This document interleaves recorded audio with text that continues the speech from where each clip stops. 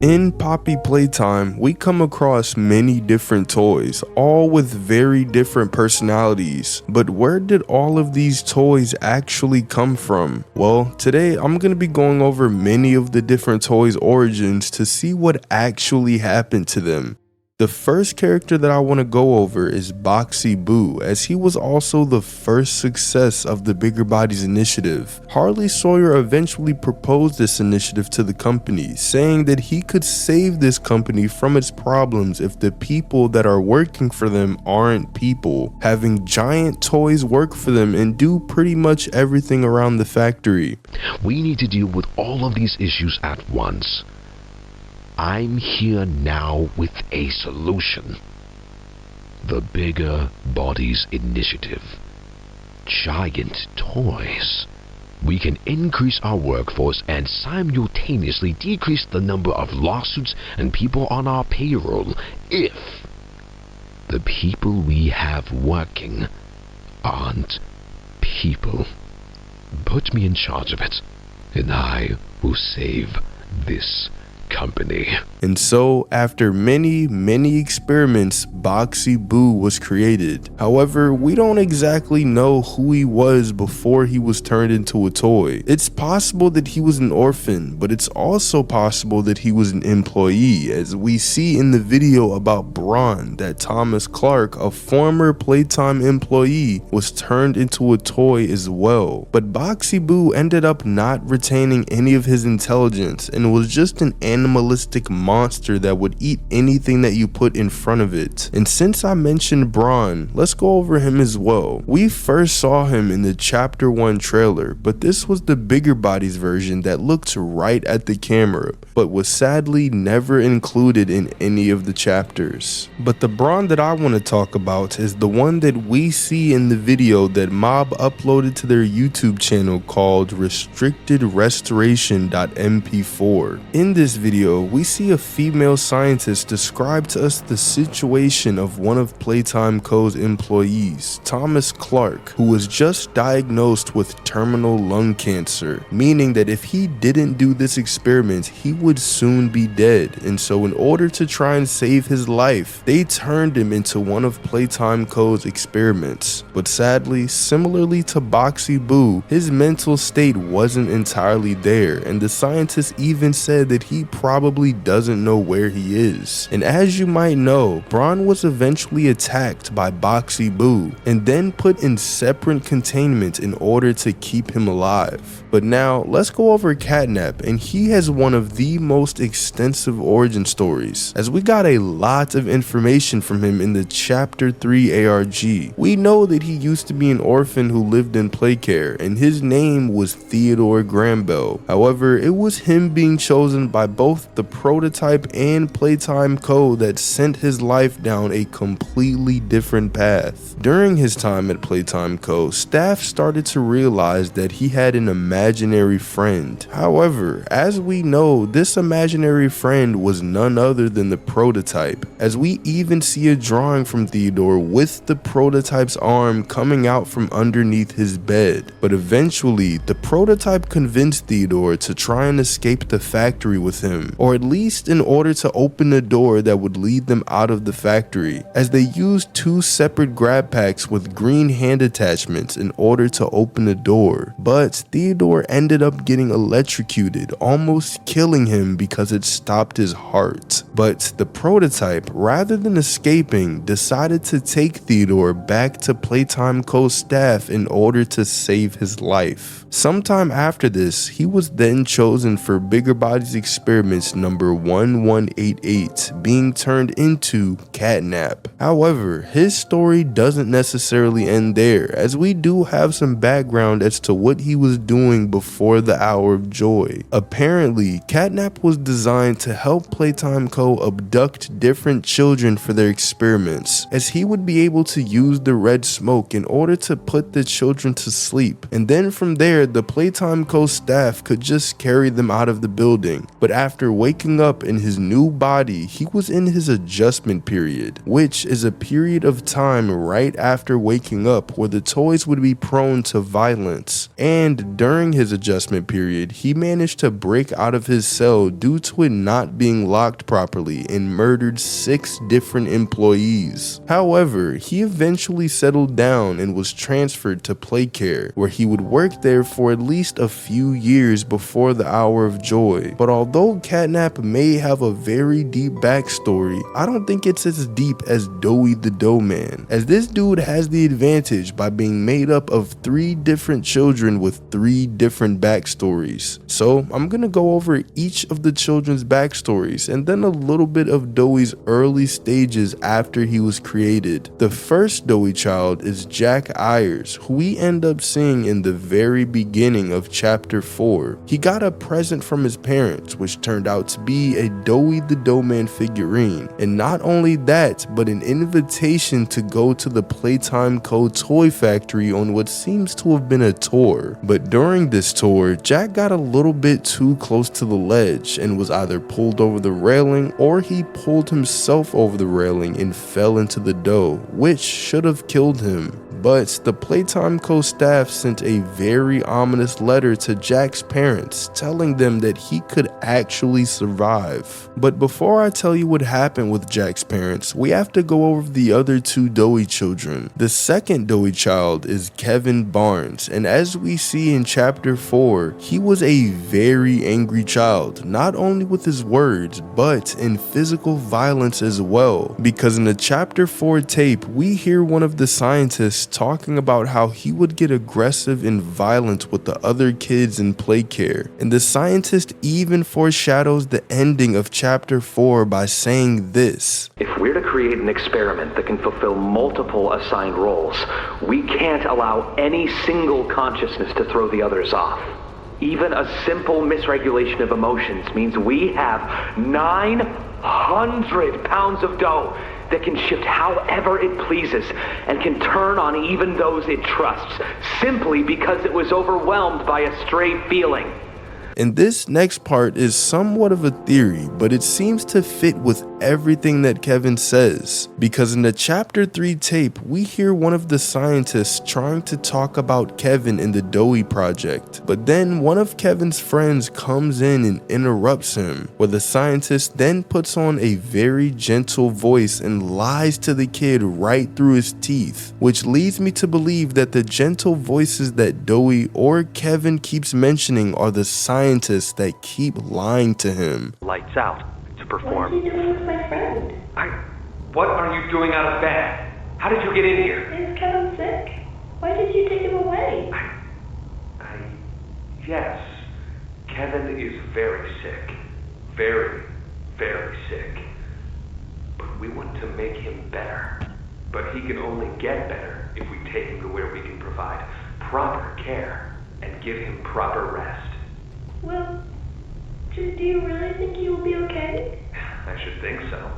We're good at what we do, son. We paid attention in school, learned, and got our proper rest when we needed it. Just like you need it now, I should think.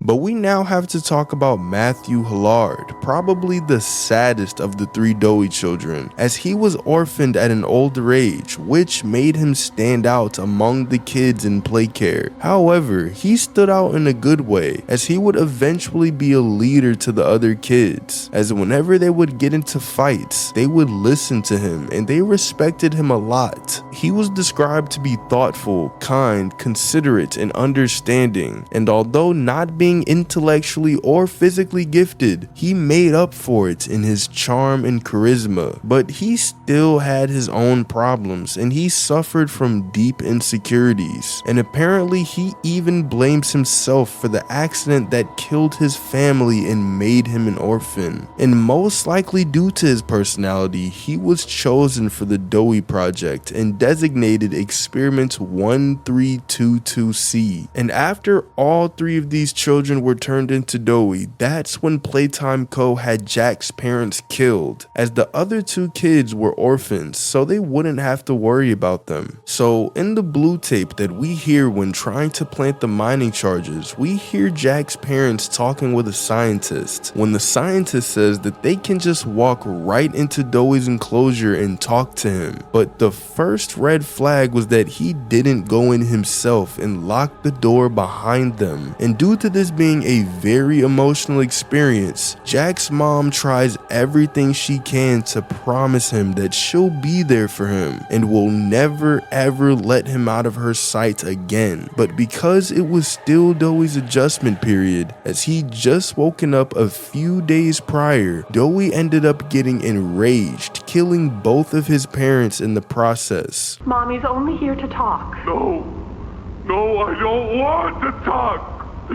Get out! Susan, I think we should leave. Jackie, I'm staying right here. I'm not leaving you. Not ever again. Do you hear me? The gentle voices lie. I know what they do. They lie, and they poke, and they hurt.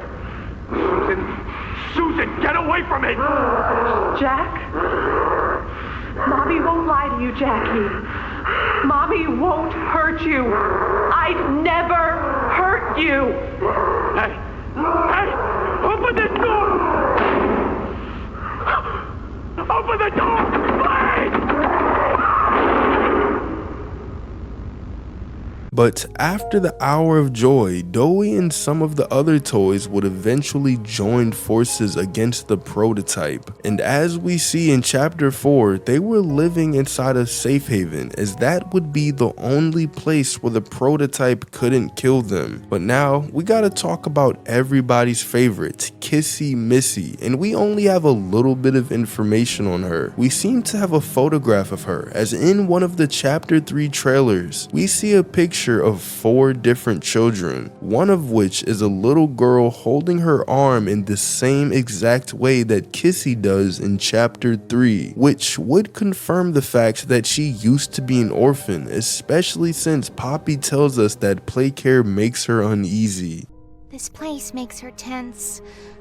I'm glad that Ollie could help you get this far. After she was turned into an experiment, we see that she was transferred to the shelf, but things weren't going well, as in a weekly checkup, one of the employees noted that she had emotional dysregulation, acute stress response, and episodes of shaking, heavy breathing, and decreased concentration. And using writing utensils, she communicated to the staff that she had high levels of stress, feelings of impending doom, and a strong desire to go back to where she was previously living. Luckily though, she eventually showed some improvement and was then transferred to Storage B. And although we don't know exactly what she was doing in Storage B, we do know that she was eventually transferred to Play Care after a certain amount of time. But this transfer was at the exact same time as the Hour of Joy, where Kissy eventually killed several of the Playtime Co. employees, either out of self-defense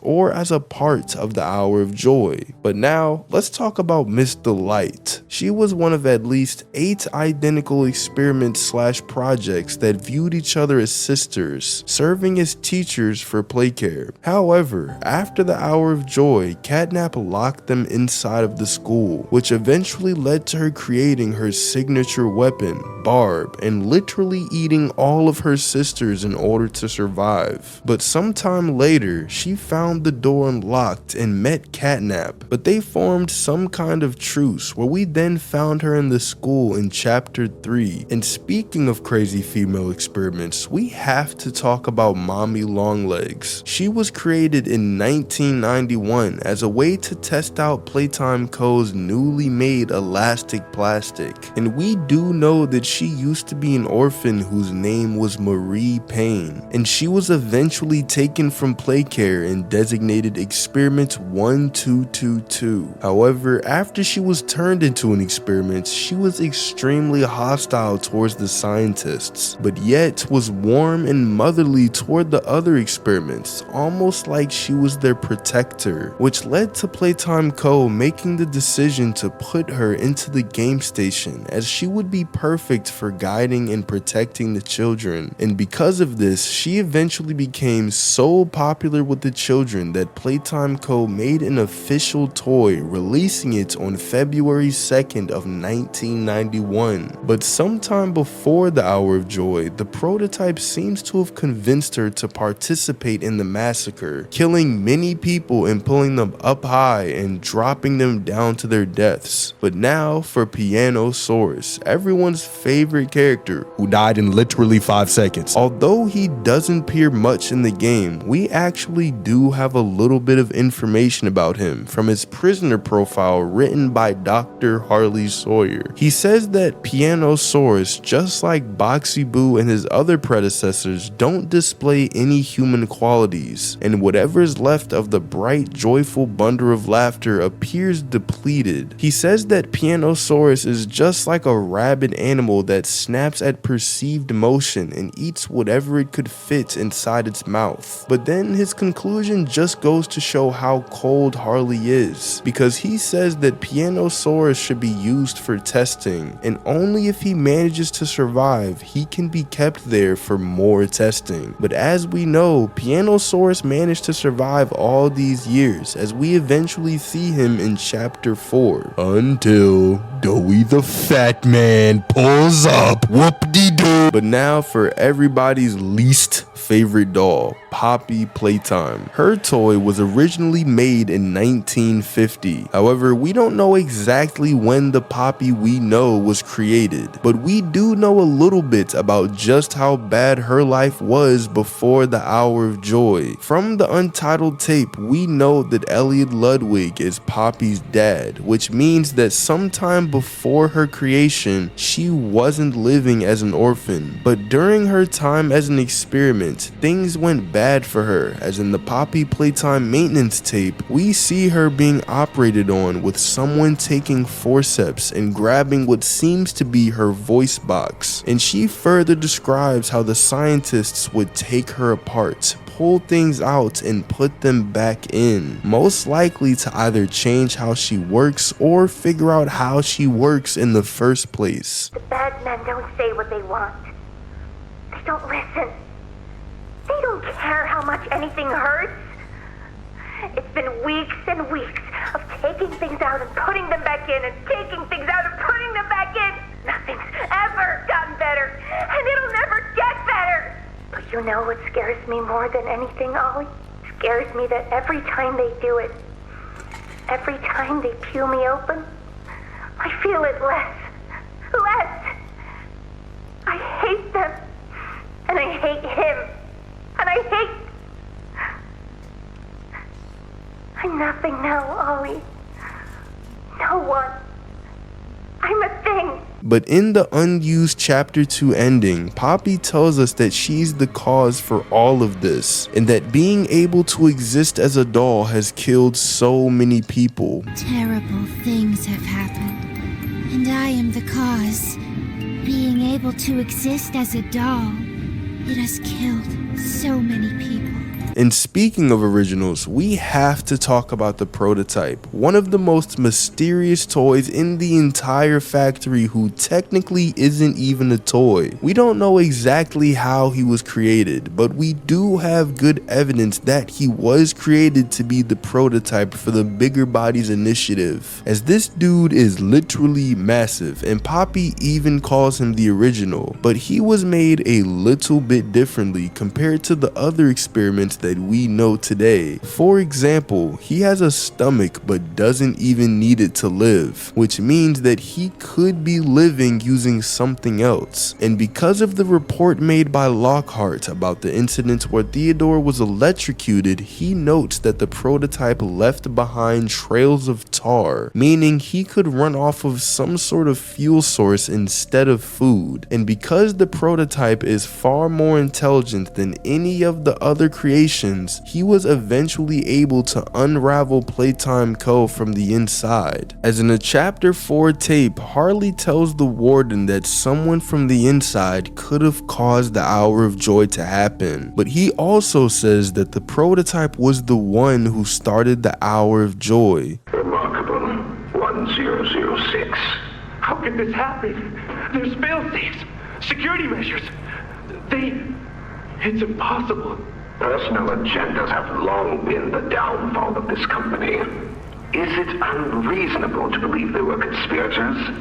Playtime is filled with vipers and backstabbers. And so, with the prototype using his intelligence, he managed to convince not only the toys, but probably even one of the higher-ups in order to kill everybody in the factory. But even before this, we see just how intelligent the prototype is. As in the Chapter 2 tape, we hear how he was able to almost escape his containment by taking random things in his room to make a laser pointer that he used to disable the camera watching him. And with all of these things coming into play, the prototype started the Hour of Joy and now reigns over the entire factory. And lastly, we have experiment number 1166, or Yarnaby. Yarnaby was an orphan that lived in Playcare whose name was Quinn Davidson. He was known among the counselors at Playcare for his abnormal behavior and average performance in game station tests. This soon got Harley Sawyer's attention, and upon observing Quinn, he saw his true capabilities and confronted him about it, saying that he should try harder in his next tests. But during this conversation, Quinn says that the dolls that he was playing with look better without their heads. So even before he was turned into Yarnaby, something was very off about him, and something was off on every plush that he had. Their cranium. However, Harley managed to convince him to try harder, giving him much better scores in his next tests, leading him to be chosen for Yarnaby in August of 1990. But what do you guys think? Let me know down in the comments. Thanks for watching, subscribe, and click on this video right here.